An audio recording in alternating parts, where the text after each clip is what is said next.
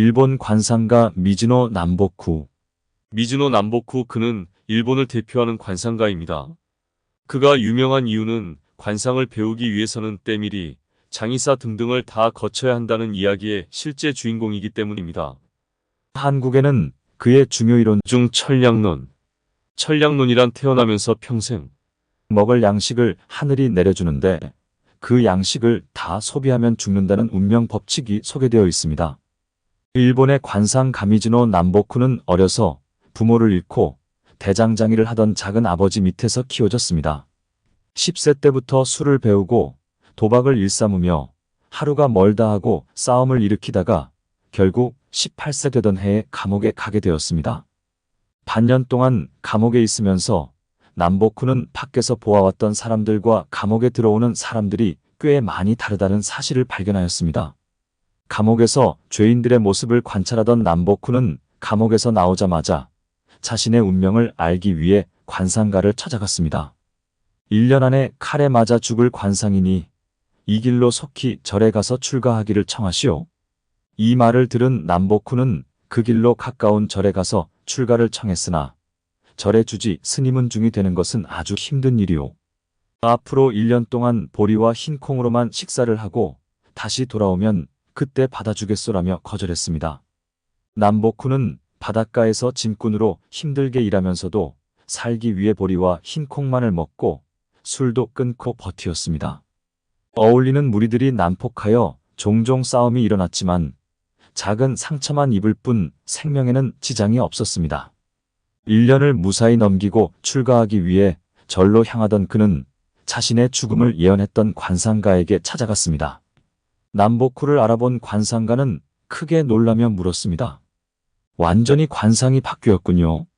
어디서 큰 덕을 쌓았소? 아니면 사람의 목숨을 구했소? 생명을 구한 일은 없지만 스님의 말씀 따라 보리와 흰콩만 먹고 1년을 살았습니다. 식사를 절제한 것이 큰 음덕을 쌓았구려. 그것이 당신을 구했소? 관상가에게 요절할 운명이 사라졌다는 말을 듣고 남보쿠는 출가보다는 관상가가 되겠다는 결심을 하고 전국을 돌아다녔습니다. 처음에는 머리 만지는 사람의 제자가 되어 3년간 사람의 얼굴 모양을 연구했습니다. 그 다음 3년은 목욕탕에서 일하며 사람의 벗은 모습을 관찰했고 마지막 3년간은 화장터의 인부로 일하면서 죽은 사람의 골격을 연구했습니다. 이렇게 9년간의 수업을 마친 후에 관상가로 세상에 알려지게 되었습니다. 그럼 관상가 미즈노 남보쿠의 개운 어록 지금부터 시작합니다. 첫 번째, 혼신의 힘을 다해 한 길만 가시오. 직업이나 기술을 배울 때 짧게는 몇 년, 길게는 몇십 년 투자를 하시오. 사람이 혼신을 다해 한 길로 가고자 한다면 태산이라도 뚫을 수 있소? 당신이 쓸쓸한 인생을 살고 싶지 않다면 한 가지를 끝까지 이룬 후 다른 것을 시작하시오. 두 번째, 부자들이나 가지는 사치스러운 취미를 가지지 마시오. 아직 성공하지 못했는데 성공한 사람들이나 가지는 취미를 따라하면 나에게 가난과 실패를 주시오. 라고 빌고 다니는 것과 같소? 스스로 삼가고 노력해서 재물을 얻은 이도 아직 큰 꿈이 끝나지 않았음에 묵묵히 자기 걸 길을 가오. 비록 사소한 취미라고 하지만 세상 모든 일이 사소한 일 하나로 막히고 뚫리오. 길패는 자기 꿈과 직업에 전념하지 않고 사소한 재미를 추구하기 때문이오. 세 번째, 큰 뜻을 이루기 전에는 시련이 온다오. 대인은 어떤 시련에도 아랑곳하지 않고 한 길로 정진하여 결국 성공을 하오. 소인은 작은 시련에도 운명을 탓하며 하늘을 원망하다 더욱더 곤궁함에 빠지오. 진정을 다하는 노력이 하늘에 닿으면 반드시 자신에게 돌아온다오. 네 번째, 돈은 소중히 여기는 사람에게 가오. 돈을 쓰지 말라는 것이 아니라 귀하게 쓰라는 것이오. 가난한 사람들은 적은 돈을 소중히 여기지 않소? 세상 만물이 소중히 아끼는 사람에게 흘러가듯 돈도 마찬가지라오. 다섯 번째, 복도 줄어야 다시 찬다오. 젊어서 크게 부자가 된 이가 있소? 그런데 어느 순간부터 손실이 커져가오. 이런 이는 젊어서 받은 복을 다 써버린 것이오. 복은 차면 줄어들고 비워져야 다시 채울 수 있어? 가난할 때 마음을 잊고 교만하지 않았어? 자수성가하고 초심을 잃지 않는다면 더 큰 복이 올 터인데 안타깝소. 다시 초심으로 돌아간다면 성할 수 있을 것이오. 여섯 번째 부는 가난이 모여서 만들어진다오. 부자가 가난함을 알면 재물의 시작과 끝을 다 아는 것이니 망하지 않소? 아랫사람에게 인자하고 윗사람에게 공손하오. 교만하지 않기 때문에 다시 가난해지지 않소? 부귀는 사방에 가난이 모여 생기오. 가난한 이가 많고 부귀한 이가 적은 이치라오. 아랫사람에게는 음식을 베풀더라도 자신은 세 끼 식사 외에 먹지 않는 절제의 생활을 한다면 더 크게 일어날 것이오. 일곱 번째 검소와 인색한 이에게.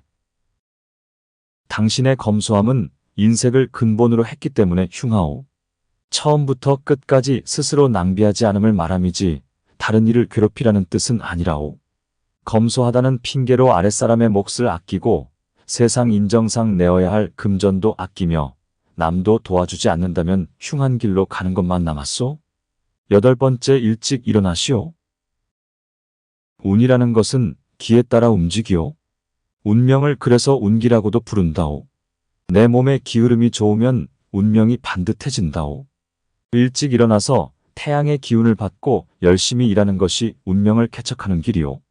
자연의 이치에 맞지 않게 밤에 일을 한다면 병에 걸리기 쉽소. 아홉 번째 절제의 미학. 만물을 함부로 다루면 만물에게 버림받소. 하찮은 물건이라도 깨끗이 하고 정갈하고 검소하게 다루시오.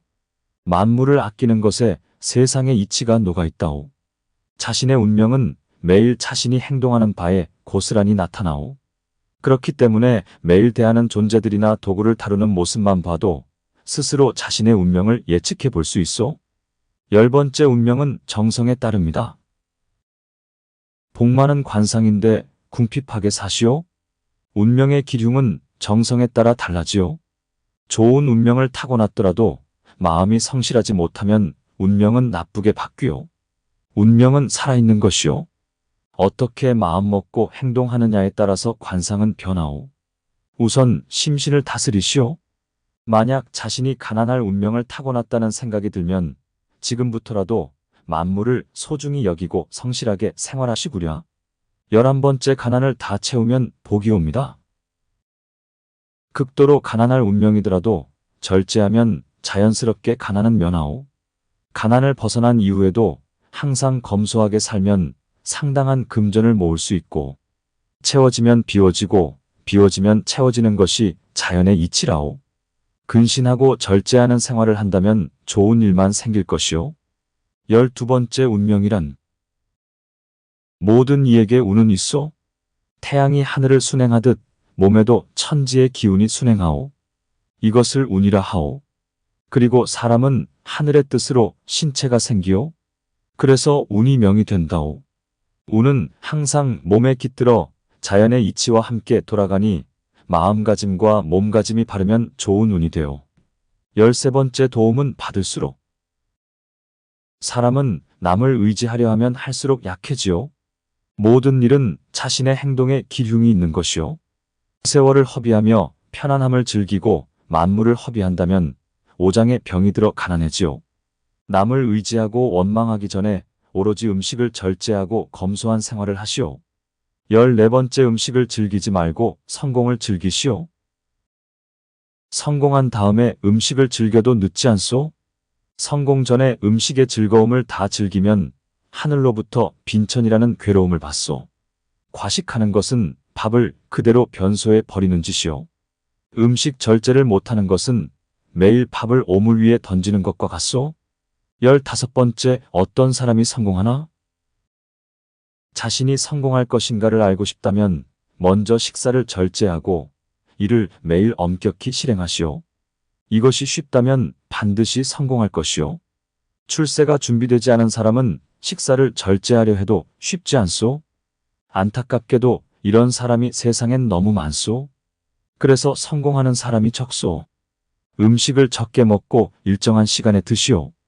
16번째 음식은 금은 보화보다 소중합니다. 모든 사람은 하늘로부터 자신이 살아갈 대략적인 수명을 받소. 수명과 함께 태어나면서 하늘로부터 받는 것이 바로 일생 동안 먹을 양식이요. 이 양식이 떨어지면 죽소. 이와 같이 모든 생명은 명과 식을 함께 받소. 명이 다했더라도 식이 남아있으면 식이 다 없어져야 세상을 떠날 수 있소. 반대로 명이 남았더라도 식이 떨어지면 저 세상으로 가야 하오. 하늘로부터 가져온 음식을 다 먹어버린 사람은 먹지 못하는 병에 걸리오. 음식은 이런 이유로 생명의 양식이라오. 17번째 폭식은 패가망신의 지름길이요. 배가 불러도 억지로 먹고 아무거나 마구 먹는 사람은 흐트러진 행동을 자주 보이오. 마구 먹으면 정신이 흐려지고 만사가 쉽게 풀리지 않소. 폭식을 자주 하면 유랑하는 신세가 되오. 식사량은 일정한 것이 좋소. 음식은 하늘에서 받았다는 뜻으로 철록이라고도 하오. 재물은 철록리 변하여 생기는 것인데 폭식을 하면 철록이 줄어든다오. 식사량이 일정했던 사람이 난잡해지면 집안에 혼란의 징조가 보이오. 마음에 번민이 있으면 식사를 하지 않거나 한꺼번에 많이 하게 되어서 그렇다오. 18번째 다른 사람을 돕는 방법. 덕을 쌓는 일은 남모르게 해야 하오. 이것을 음덕을 쌓는다라고 한다오. 적게 먹고 조금이라도 만물을 허비하지 말고 하늘과 자연의 은혜를 잊지 않아야 음덕을 쌓소. 내 음식을 아껴서 주어야 진실된 음덕을 쌓소. 배불리 먹고 남은 음식을 베푸는 것은 덕을 쌓는데 도움이 되질 않소. 19번째 육식은 마음을 탁하게 합니다. 육식은 원래 마음을 탁하게 하는 음식이요. 귀천을 막론하고 마음이 탁하면 성공할 수 없소. 그러나 육식도 절제하여 소식한다면 마음을 깨끗하게 유지할 수 있으며 채소라 할지라도 많이 먹어서 자신의 양을 넘으면 육식을 적게 먹는 것만 못하오. 절제를 마음 먹는 순간부터 그 사람의 마음은 깨끗해지니 노력해 보시오. 20번째 술의 절제. 술을 먹으면 마음이 흐려지오. 한두 잔이 나쁘다고 할 수는 없지만 많이 마시면 반드시 명을 주리오. 한두 잔으로 만족하시길 바라오. 21번째 죽을 때 괴로움이 없으려면 음식을 절제하고 술과 고기를 절제하오. 수행하는 이는 오후 4시 이후에는 음식을 먹지 않소. 이런 것들은 다 기를 고요하게 만들어 마음을 다스리오. 사람이 죽을 때 모습을 보면 어떻게 살았는지를 알 수 있다오. 현생에서 음식을 절제하여 이를 천지에 늘리면 반드시 미래로 가져간다오. 현생을 바탕으로 미래에 도움을 얻는 것이요. 22번째 아이에게는 절제를 물려주자. 많은 재산보다도 절제를 가르치시오. 절제가 몸에 배지 않은 채로 재산을 받으면 송두리째 날려버리오. 진정으로 자식을 위한다면 어버이가 정직을 근본으로 언제나 절제하는 모습을 보여주면 된다오. 절제하는 가풍을 남기는 것이 어버이의 크나큰 사랑을 전해주는 것이요. 23번째 자녀의 운명은 부모하기 나름이요. 어린 아기가 나쁜 운명을 타고났더라도 부모가 절제하면 운명이 더 이상 나빠지지 않소? 자식에게 있어서 부모는 근본이요. 혹시 아기에게 태어나기 전 인연이 있다고 해도 이것을 푸는 것은 부모의 행동에 달려있소. 나쁜 인연을 푸는 것은 음덕을 쌓는 일이요. 그리고 몰래 다른 사람을 돕는 일을 계속하시오. 그리고 매일 먹는 음식을 절제하시오. 그러면 자손의 나쁜 인연을 풀어 아기의 가난함과 병약함을 극복할 수 있소. 24번째 종교의 근본 원리는 같습니다. 불교, 유교 종교의 울타리는 없소. 옳은 이치는 하나로 다 통하오. 무릇 신은 천지에 가득하며 우리 마음속에 있소. 바깥에 있는 신으로부터 영험한 기적이 나타나는 것이 아니라 내 안에 신이 함께 할 뿐이요. 언제나 스스로를 절제할 때 신은 모습을 드러내오. 아끼고 검소하며 만물을 헛되이 쓰지 않으면 항상 신과 함께하는 것이요.